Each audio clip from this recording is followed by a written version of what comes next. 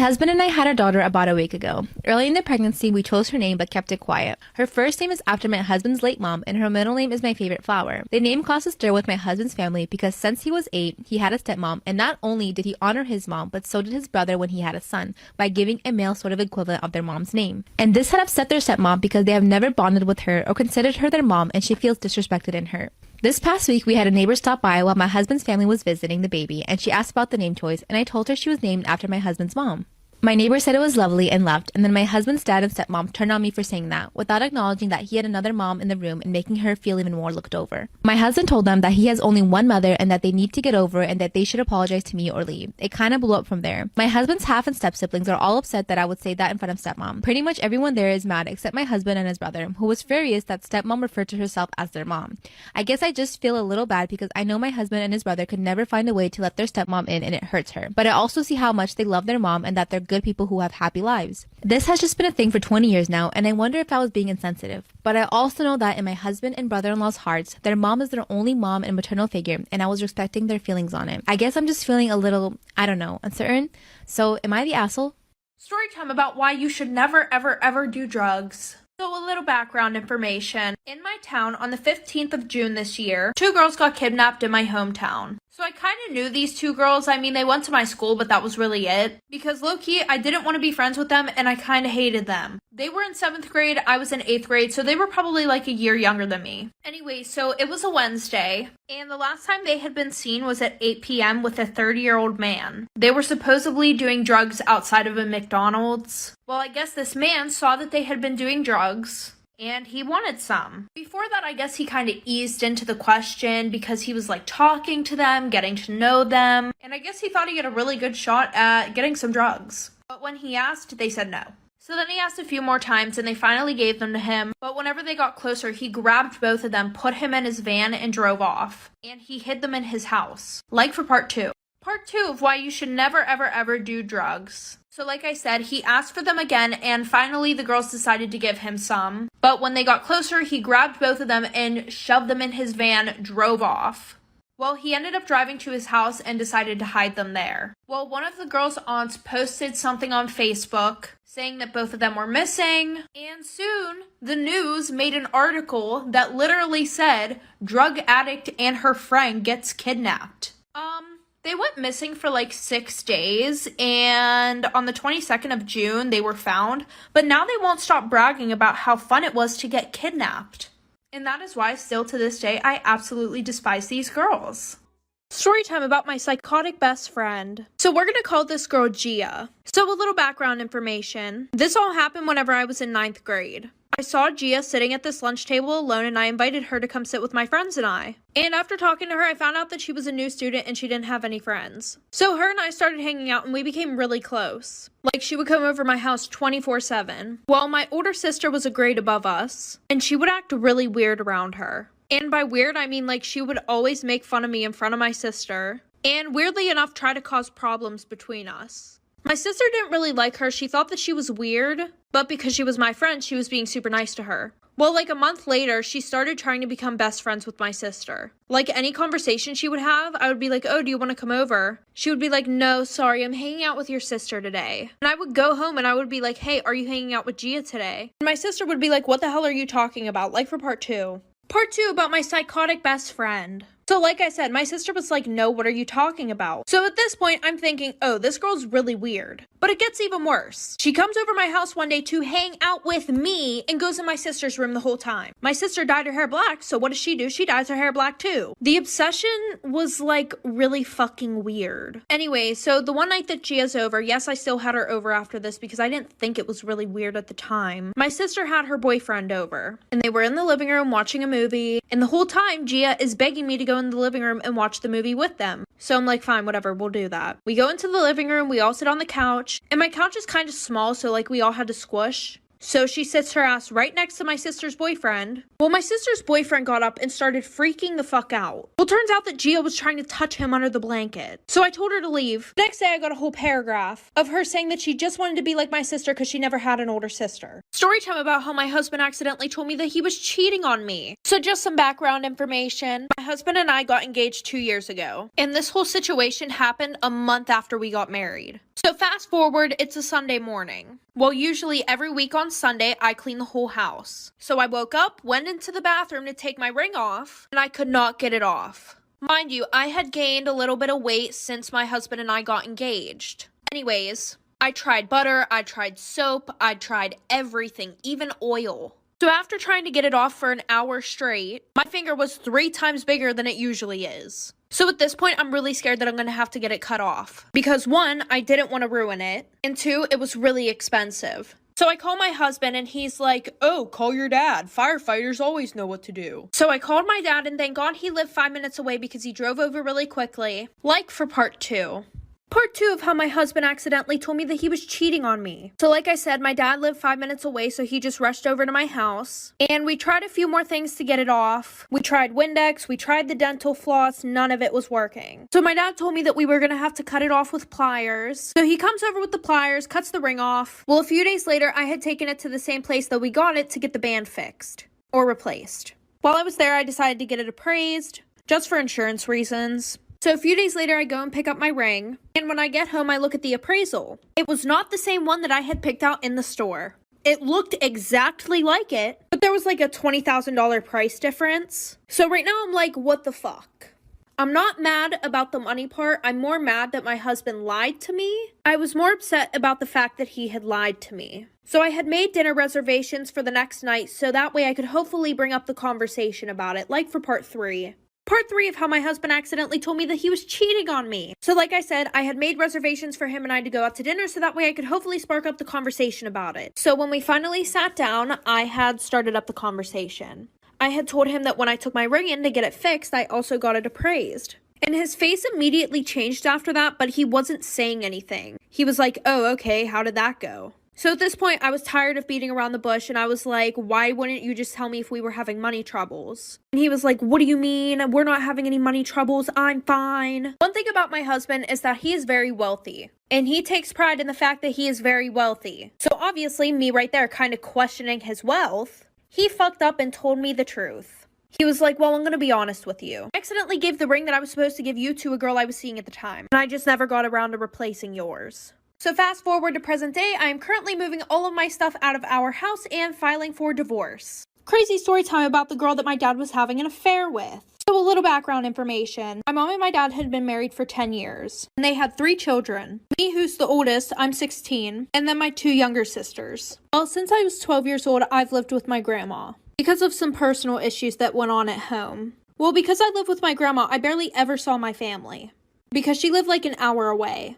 So I was never in any family photos or anything like that. Well, when I was 15, my dad started coming to my grandma's every Friday and taking me out for pizza. And I thought it was because he just wanted to spend time with me. Well, a few months after he started taking me out for pizza every Friday, I found it really odd that he was getting a hotel for the whole weekend and only seeing me on Fridays. So I had talked to my grandma about it. So my grandma told me that he was having an affair. And she said that she didn't care because she absolutely despised my mom. I didn't tell my dad that I knew because I just thought that it would cause issues between us. Well, the next Friday he came up and we went to the pizza place like for part 2. Part 2 about the girl that my dad was having an affair with. So like I said, a few weeks later, on a Friday, he takes me out for pizza again. Mind you, we go to the same pizza place every single Friday. Well, we sit down, we're waiting for our pizza, and I notice that there's this girl who keeps staring at me. And I'm like brushing it off, thinking that she's just one of those girls who has an RBF, resting bitch face. So once we were done eating, my dad went to pay. But the pizza place that we were at, they only accepted cash and not card. My dad had to go to the bank, which was like 2 doors down, so it really didn't matter. As soon as he got up and walked out that door, the girl who was staring at me the whole time came straight over and sat down where he was sitting. I'm like, hi.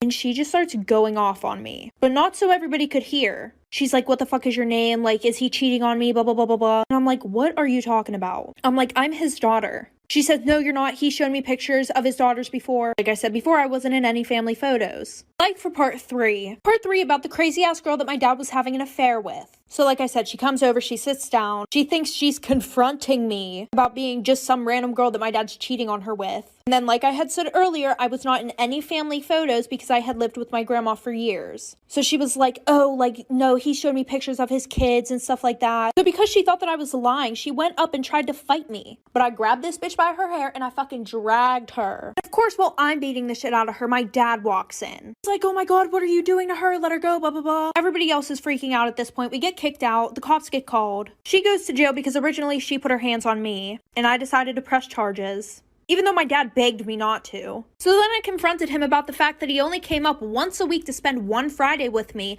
but he got a hotel and spent the whole weekend with her. So now I still live with my grandma. I don't see my dad anymore. He's still having an affair with this girl. I'm still really pissed off about it, so I kind of just want to tell my mom what he's doing. Story time about why I made my boyfriend stop being friends with his girl best friend. So a little background information. I was in my sophomore year of high school, and my boyfriend and I had been dating for about 6 months. And he had been best friends with this girl, we're gonna call her Addie, for about 3 years. Now, I had known Addie way before that, probably since we were in kindergarten. But her and I weren't like BFFs, we were more of acquaintances. But obviously, we became friends because she was always around my boyfriend. A month after him and I started dating, I decided that we had to set boundaries for their friendship. Because they had first period together, right? Well, every morning at 9:45, I would go on Snapchat and I would see a picture of them. And it would be her kissing him on the cheek. Not only would it be on her story, but it would also be on his. And I had her on Snapchat before that. She had never done that, ever. So he said that he had talked to Addie about it, right? And things were good for the next 2 months. Then they were forced to work together on a project. Like for part 2.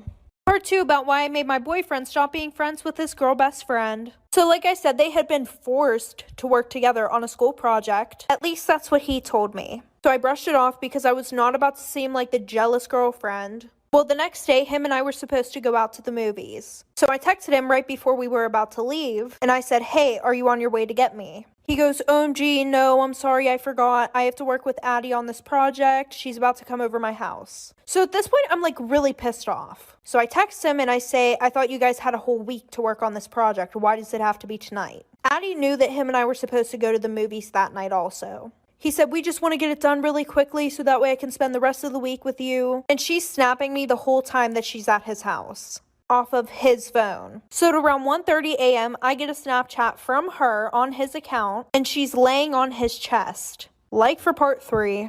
Part 3 about why I made my boyfriend stop being friends with this girl best friend. So like I said, she snaps me at 1:30 in the morning, a picture of her laying on his chest, and it's captioned, hey girlie, I hope you don't mind, but I have to spend the night at his house. He lost track of time working on our project, and it's way too late for him to take me home. So at this point, I'm furious, and I don't snap her back. So the next morning, I call my boyfriend. And I asked him, hey, is Addie still there? So he says yeah, and then I ask him to put me on speakerphone. So when he does, I say hi to Addie. She goes, OMG, hey girl, how are you? And that's when I pretty much go off on this bitch. I tell him that while he was asleep, she was sending me pictures of her laying on top of him off of his Snapchat, and that she was sending those type of pictures to multiple people on his Snapchat because my best friend had texted me that morning saying that she thought that we broke up because Addie was sending her pictures of her laying on top of him. So I tell him, pick me or her. And she starts crying. After a minute of silence, he hangs up the phone and then blocks me. Good luck to the next girl. Storytime about the 2-year-old boy who lost his life at the Pittsburgh Zoo. On a Sunday morning, a mother decided that she was going to take her son to the zoo. Everything was going good until they had gotten to the wild African dog exhibit. I'm going to insert a picture of what it looks like right here.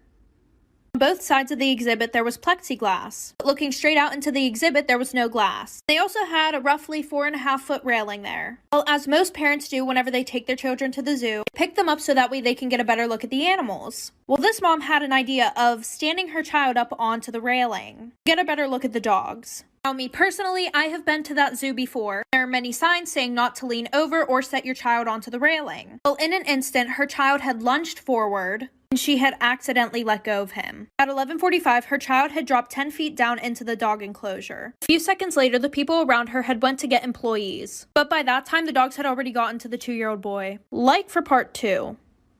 Part 2 about the 2-year-old boy who lost his life at the Pittsburgh Zoo. So like I said, she had dropped her child into the exhibit, and by that time the dogs already got to him. As soon as this happened, visitors went and told the employees. Shortly after, zookeepers were able to call off several of the dogs, and they had immediately went back into the building. 3 more were eventually drawn from the child, but the last dog was very aggressive and the police had to shoot the animal. The father soon arrived at the scene, and after the mother and father were taken to the hospital for immediate trauma therapy. Since the exhibit opened in 2006, USDA had conducted over 35 inspections on that exhibit, and none of those times did they decide that it was unsafe. And this situation happened in 2012. Parents decided to sue the zoo in May of 2013. In court, the mother had argued that the zoo had failed miserably to prevent the attack. And this is what the zoo said. This was caused because of the mother's negligence and carelessness. I'm going to tell you guys my opinion real quick. I think it's the mother's fault. What do you guys think?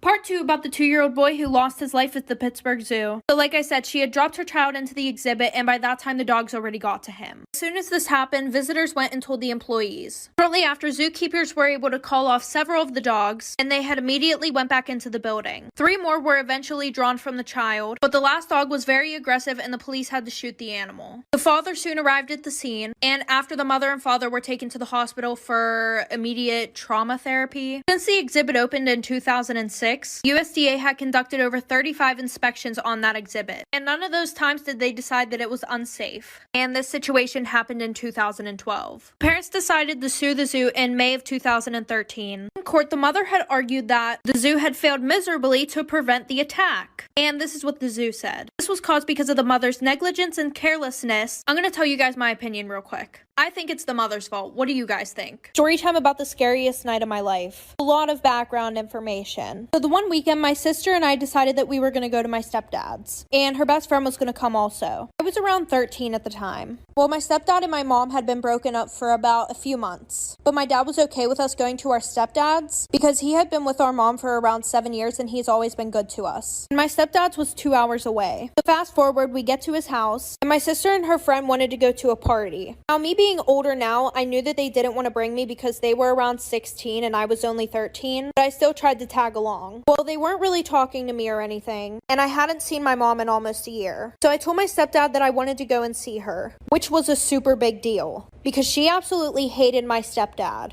And she didn't want him around us. And by the way, she lived like 5 minutes from him. So if she found out that we went all the way up there to see him and not her, she would have flipped. So he drives me to my mom's house, like for part 2. Part 2 about the worst night of my life. So before I got to my mom's house, I called her. And I pretty much just told her that I was with my stepdad and I wanted to come see her. Like I said, she lived 5 minutes away. So as soon as we pull up, she walks outside. And she starts screaming at my stepdad. She's like, "Those are my kids. You're not allowed to see them, blah, blah, blah." Even though my dad had full custody and he could decide who we could and couldn't see. So after that, we walk in the house. She isn't saying anything. And this house is pretty much like a trap house. There was a knife holding the door shut. Not a kitchen knife, like an actual knife that you stab people with. She's like, "You can sit down, make yourself comfortable." And I didn't want to sit down because I saw needles everywhere and I just saw a rat crawl under the couch. So I was like, "No, I'm fine." And then she was like, "Sorry, not everybody can be rich like you." Which, just to make clear, I'm not rich. I just knew that she was doing drugs with her boyfriend in that house. After that, she pulls the knife that was holding the door shut out and points it right at me, like for part 3.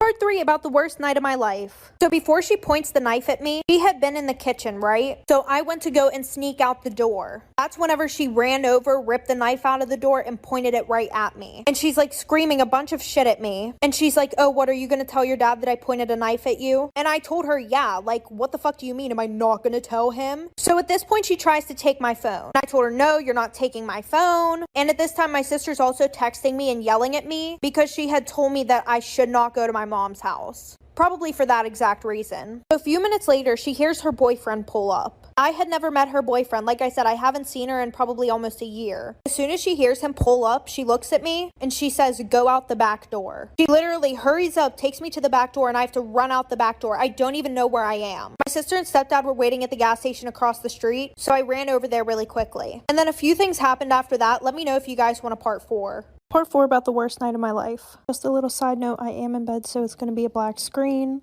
and you can probably hear my dog snoring. I'm just going to go from my point of view the rest of the time because I texted my sister, but I think she's sleeping. So pretty much I had to call my sister after my mom told her to go out the back door. And there was a Sheetz right across from where she was. But since she had to go out the back, she just saw like all woods and no gas station. So I got on the phone with her. She runs over to the gas station. And when we get back to my stepdad's house, we call our dad and let him know what happened. And the police actually got involved. And they had called my dad because my mom had called them and told him a bunch of stuff that just wasn't true. Like saying that my stepdad was a pedophile and stuff. Just like saying stuff that could actually ruin this man's life. And usually my stepdad would come pick us up and then drop us back off. But the police said that my dad had to come get us tomorrow morning, even though he had full custody and could decide who he could go with and stuff. So my dad came the next day and picked us up. Storytime about how I was manipulated by a nurse in a psych ward. When I was 19 years old, I was admitted to a psychiatric ward for women for attempting to unalive myself. Most of the other women there were also there for this reason and for personality disorders. We were long-term patients who were held there against our will for our own safety. Me and some of the other women had our favorite staff members, one of which was a male nurse. He was 35 years old, seemed nice, always had our backs, and would often talk about his son in personal life. This made us all feel comfortable with him. Some days, a group of us would be allowed to go off the premises with a staff member and hang around the town for 2 hours. However, some things weren't allowed, such as using the phone while we were out in case a phone call upset us, or mood-altering drinks such as energy drinks or alcohol. Since our freedom was restricted most of the time, we'd always ask for him to be the one who took us. He would let us buy drinks and go off on our own. He would also let us use a phone to make calls to our family, buy us food and cigarettes. He even drove back the long way so we wouldn't have to be back so soon. At the time, we didn't really know why he would be so nice and lenient because he could lose his job letting us do those things. However, one day out of the blue, he was suspended, and this is when we found out what was really going on. Part 2 of how I was manipulated by a nurse in a psych ward. When he was suspended, we were all confused. It turns out that he was getting sexual favors from some of the women in exchange for giving us more freedom. Some of the women were so unwell that they didn't know what he was doing was wrong. We were all sectioned off and they were extremely strict with us since we didn't have the capacity to make rational decisions. This gave them power over us. After all, we were in a place that was meant to keep us safe. The only reason it got out is because one day, another staff member was searching a patient's room and found a phone. Once confronted, the patient admitted how they received the phone and what they had to do for it. He was manipulating us so that in return for our freedom, we would have to do something for him. Some of us were shocked because he always talked about his son who was 5 years old telling us about their weekends. He didn't seem like a monster. Luckily, it never happened to me, but it happened to the friends I made there. After he was suspended, some of the women had to take it to court. It was obviously traumatic as they were already there for serious mental health issues. Some of the girls had to have additional therapy for it as well since it was essentially assault. We never found out what happened to him or if he went to prison. Sadly, one of the girls I know is still very traumatized by it. This is how a phone call from my mom saved my life. When I was 15, I started working weekends at a skate park over the summer and I was the only female employee there. They'd host a ton of events and rock shows. These events were extremely fun and all my friends would hang out there for a good time, so we got to know the owners pretty well. The two guys who owned the shop were in their 40s, overweight and balding. Their names were Doug and Mark. Doug was married with kids, so he was always more serious about the business and rarely joked around. However, Mark was a single dude who was outgoing and silly. He was always joking around and pretty chill, so we always had a fun time with him around. There were a few red flags that I ignored, such as how Mark came up to me at one of the events and picked me up, tickling me and spinning me around. I awkwardly laughed it off, but I was creeped out. Another time, I noticed him giving me flirty looks and sticking his tongue out at me. It felt inappropriate, but I shrugged it off thinking it was all in good fun. That was until one day when the fun stopped. Mark called me to the back room. Doug was on a phone call in the front, and when I got to the back room, Mark picked me up and set me on a washing machine. This is when he tells me he wants to kiss me. I automatically shut him down. He then tries to persuade me to lift up my shirt for him. Again, I tell him no and hop down, proceeding to walk towards the front, thinking that was it. I had no idea how much danger I was really in. Part 2 of how a phone call from my mom saved my life. Doug opened the door and asked what we were doing, followed by asking if Mark showed me their butterfly collection. I awkwardly said no and walked out. Around 5 o'clock, Doug asked me to go with Mark to run some errands. All I could think about is how awkward the ride was going to be as we hadn't talked since the incident. Mark drove us to the other side of town to my high school. We pull in the back parking lot on a Saturday. I asked what we were doing there and he said he was scouting for a new area for a skate park behind the school. He gets out of the car and motioned me to go with him. Then he leads me to an area with dense forest-like woods. He urges me to go with him into the woods, telling me to take his hand to show me the spot. At this point, I'm panicking and debating on making a run for it. That's when my cell phone rings and I quickly answer it. It was my mom and she asked if she could come pick me up early to go to dinner. With a sense of urgency, I tell her, yes, I'm at the high school, come get me now. I think she heard the fear in my voice because she made it there in 5 minutes. I told Mark my mom was on the way and I had to go, and he seemed pissed. He walked with me to the front and didn't say bye. My mom picked me up, asking if I was okay. I was in shock but said yes. I went straight home and quit that very day. I'm 100% convinced that he was planning to do something terrible to me in those woods. Storytime about how a guy I hooked up with posted me on an explicit website. In the summer of 2018, I was a senior in high school and worked at a bike rental shop. I was always kind to the customers, but also careful not to be too friendly. One day, it was a few minutes before closing when this group of college guys came into the shop to rent out some bikes for the week. I gladly helped them with the rental and got all the bikes ready. As I was sizing them up and chatting, all the guys were being really friendly and telling me about all their fun plans. I finished getting their bikes ready, and before they left, they asked me for my Snapchat. I never gave out my personal information to customers, but I let it slide because these guys were so fine. I started talking to them on Snap over the next few days, and one of them caught my eye. His name was Tom and we just clicked. He was easy to talk to and he would even come by the shop to say hi every now and then. We were flirting with each other a lot and he finally asked me to hang out with him. During our first hangout, he invited me back to the rental house where all of them were staying for the week. I spent the night and we hooked up. The next morning I left and throughout the week we kept messaging each other like normal. Things seemed to be going great until I woke up one morning and saw a heart-dropping text from Tom. Part 2 of how a guy I hooked up with posted me on an explicit website. When I woke up in the morning, I saw a text from Tom. When I read it, my heart dropped and I felt like I was going to pass out. In his text, he said, "Thanks for the content," followed by a link to an explicit website. When we hooked up, he asked if he could record it. I was into that kind of thing, so I agreed but made sure to tell him I didn't want anyone else to see it. When I clicked the link, I saw that he had posted the video on this website and it was already racking up views. I was mortified. I tried to text him and the other guys, but they had already blocked me. To make matters worse, the following week, everyone at my high school found out about the video. I don't know how they got a hold of it, but I'm guessing someone came across it and recognized me. The whole school was sharing it and talking about it, and I was so embarrassed. Then I was called into the principal's office along with the guidance counselor and my parents. I ended up getting my phone taken away for a month, followed by my boss giving me a lecture about why we don't give out personal information to our customers. We contacted the police, but we never heard back from them and it ended up being a dead end. Even though my parents were furious, they were still understanding. Thankfully, we were able to get the video taken down. I never heard from Tom or those guys again. I have a bearded dragon named Phil who I've had for about a year now. My whole family deeply loves him and my younger sister Jane loves making TikToks with Phil. Yesterday my sister came and showed me a TikTok she made of him. There's a trend where people put butter on dogs and an audio saying "butter dog" plays over it. Jane had done the same to Phil. It made me really upset because I had seen a video of someone explaining that this trend can be dangerous towards bearded dragons. This is because the butter sticks to their skin and if they're put under their basking light, it basically heats up and burns their skin. I told Jane to delete the video and that she can't do stuff like this with Phil. I quickly got him out from under his basking light that she had put him back under and bathed him, trying to get the butter off. My sister said I was overreacting and that it's a fun trend. I snapped at her and told her that I'm not letting her near Phil until she apologizes and promises not to do trends like this again. She got angry and told me that she wasn't apologizing for just wanting to have fun with him and I had no right to take him away from her. I put Phil back in his tank in my room and told her that she's not allowed to come take him anymore. My parents found out this morning and they're on her side. However, if she hadn't shown me the video, then Phil would have sat in his tank getting burned under the basking light and I wouldn't have known until it was too late. Am I overreacting? I ordered a lock for Phil's tank and put it on once I got it so that my sister couldn't just get to him. I waited a bit to see if she would apologize, but she didn't. I sat my parents and sister down to go over again why I wasn't allowing her to see Phil and how what she did wasn't okay. I made a slideshow and everything about how putting butter on a bearded dragon was harmful. I told her that I wasn't mad at her for doing it because she didn't know any better, but I was upset over how she reacted. It took a lot of explaining, but after a lot of talking and a little bit of arguing, it seemed like they finally understood. My sister got upset and apologized for how she reacted. It seemed to genuinely upset her after she realized what she did to Phil and what could have happened. My parents also apologized for not taking my side and scolding me for what rules I had set in place. The lock is staying on the tank just in case, but my sister can see him and play with him if she asks me. However, she isn't allowed to make videos with him if I'm not there to watch her do it. She seems a bit irritated but follows the rules. I also got her to take down the video. She ended up making another video about how it was stupid of her to do it in the first place and warned others against it. Phil is okay and playing around as always.